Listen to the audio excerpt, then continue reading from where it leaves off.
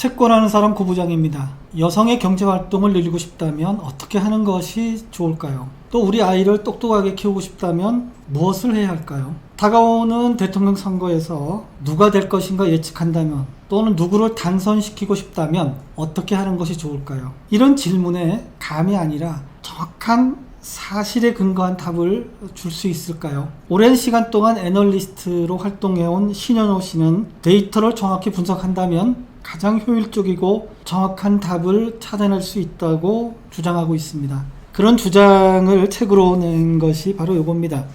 나는 감이 아니라 데이터로 말한다. 이 책에서는 25가지 정도의 예를 들고 있습니다. 그래서 우리가 알고 있는 사실과는 많이 다르거나, 또는 사실과 다른 것으로 우리가 알고 있거나 하는 것들을 데이터를 통해서 규명하고 있습니다. 언론인이나 또는 컨설턴트들, 이코노미스트들은 한 장의 그림이 1000개의 단어만큼 가치가 있다는 말을 자주 사용하고 있습니다. 그래서 데이터를 응축한 차트, 지도, 인포그래픽, 이런 것들이 굉장히 중요한 자료다라고 생각을 합니다. 신현호가 예를 들고 있는 25가지의 사례 중에서 저는 한 7가지 정도만 여러분께 한번 소개를 해드리려고 합니다. 담배입니다. 담배는 백해무익하죠. 그런데 굉장히 흡연율이 우리나라가 높은 편에 들어갑니다. 세계보건기구 WHO에서는 담배 가격, 그리고 조세 가격을 담배 소비를 줄이는 굉장히 중요한 수단이다, 이렇게 생각을 하고 있습니다. 그래서 WHO에서는 각국 정부는 담배 소비를 줄이기 위해서 세금을 부과해야 한다, 이렇게 주장합니다. 그렇다면 담배세를 어느 정도나 올려야지 국민이 건강해질 수 있을까요? 이런 문제입니다. 우리나라에서도 약 한 5, 6년 전에 담배 가격을 대폭 올린 적이 있습니다. 2015년 담배 가격이 한 80% 오른 적이 있습니다. 그랬더니 14년도에 44억 값이 소모가 됐는데 15년도에는 33억 값으로 확 소비가 줄었습니다. 그리고 또 우리나라만이 아니고 국제적으로도 담배 가격을 올렸더니 흡연율이 낮아졌다 하는 사례, 연구는 많이 있습니다. 그래서 담배를 줄이는 가장 효율적인 방법, 담배 가격을 올리는 것이다 라는 것이 데이터로 입증이 됐다, 이렇게 주장을 합니다. 두 번째 사례입니다. 유엔에 의하면 대략 지구상에 한 9억 명 정도가 실외에 있는 화장실이 아니고 실외 화장실에서 또는 그냥 땅에서 배변을 하고 있다고 합니다. 그리고 약 한 18억 정도가 대변으로 오염된 물을 식수로 사용하고 있다고 합니다. 이 때문에 매일 1000명 정도의 어린이가 설사병으로 죽어가고 있다고 통계가 말하고 있습니다. 인도에서는 힌두교인이 주류입니다. 무슬림은 상대적으로 비주류죠. 경제적인 수준도 차이가 납니다. 그런데 힌두인들의 영아 사망률이 무슬림에 비해서 상대적으로 높습니다. 이게 왜 그럴까? 연구한 결과가 있습니다. 그 차이가 야외 배변율에 있다, 이렇게 규명을 했습니다. 힌두인의 야외 배변율은 66%고요. 무슬림의 야외 배변율이 44%입니다. 이 22%의 차이가 영아 사망률을 역전시키고 있는 겁니다. 간디는 인도의 독립보다 더 시급한 것이 화장실이다, 이렇게 얘기한 적도 있습니다. 모디 총리는 20조 원을 들여서 화장실 1억 개를 만들자라는 클린 인디아 운동도 하고 있습니다. 세계 최고의 공중 화장실을 자랑하는 한국의 입장에서 보면 도저히 이해가기 어렵지만, 실제로 전 세계에서 9억 명 이상의 사람들이 여전히 밖에서 대변을 보고 있는 이런 현실에서는 이런 통계가 대단히 유용한 데이터라고 생각을 합니다. 신현호가 드는 세 번째 사례가 이겁니다. 성공한다는 것과 실력은 어느 정도의 비례를 가지고 있는가.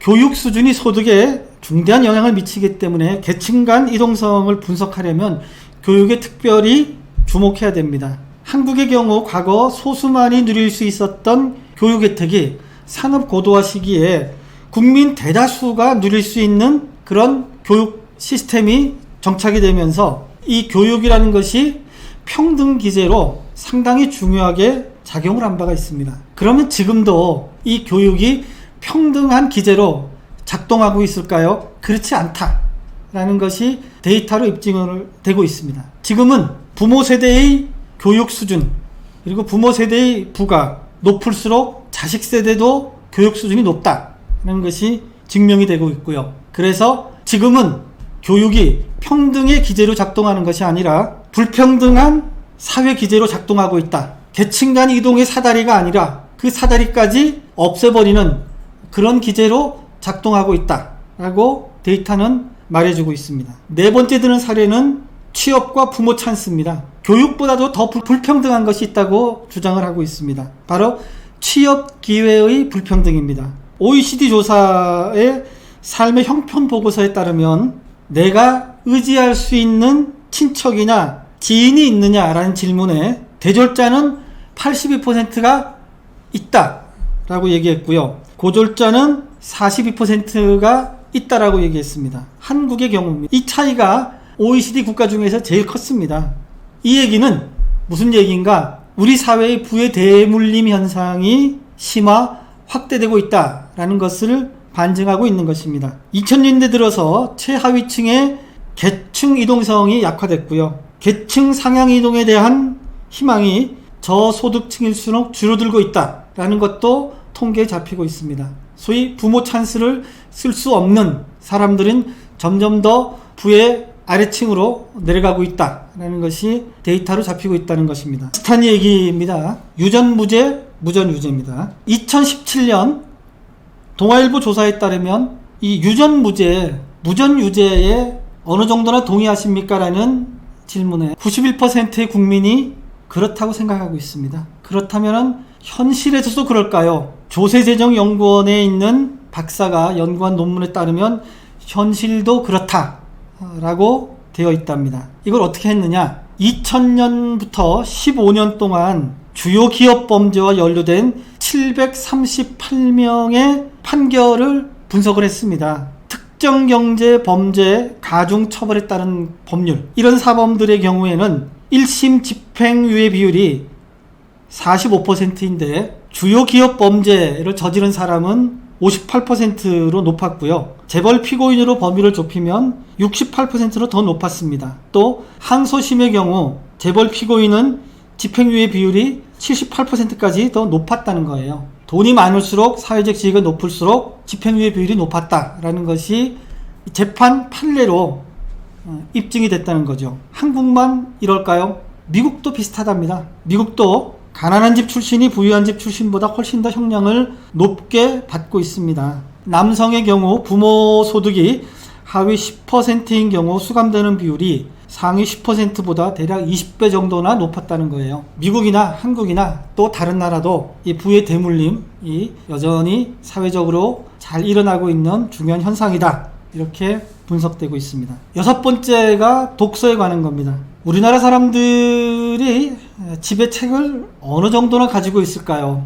OECD 31개국 중에 에스토니아가 218권으로 제일 많았답니다. 그리고 노르웨이, 스웨덴, 체코가 약 한 200권 정도였다고 합니다. 한국은 91권으로 25위였답니다. 그러니까 이 연구를 한 이유는 이런 거예요. 청소년기에 책에 노출되는 것은 인지발달 능력에 전반적인 영향을 미친다는 것이 아동 발달을 연구하는 학자들의 공통된 의견입니다. 그런데 보유한 책이 65권 정도 될 때까지는 지속적으로 인지 능력이 향상되는 것으로 나왔습니다. 다시 말하면 청소년기에 책이 거의 없는 환경에서 자란다면 지적 성장에 굉장히 많은 지장을 준다라는 것이죠. 한국 가정은 평균적으로 책 보유량이 적습니다. 5권 정도밖에 가지고 있지 않다라고 답한 가구도 약 한 23%나 됩니다. 그래서 이들을 보완하기 위해서는 공공도서관을 적극적으로 활용하고 또 공공도서관을 대폭 늘리는 것이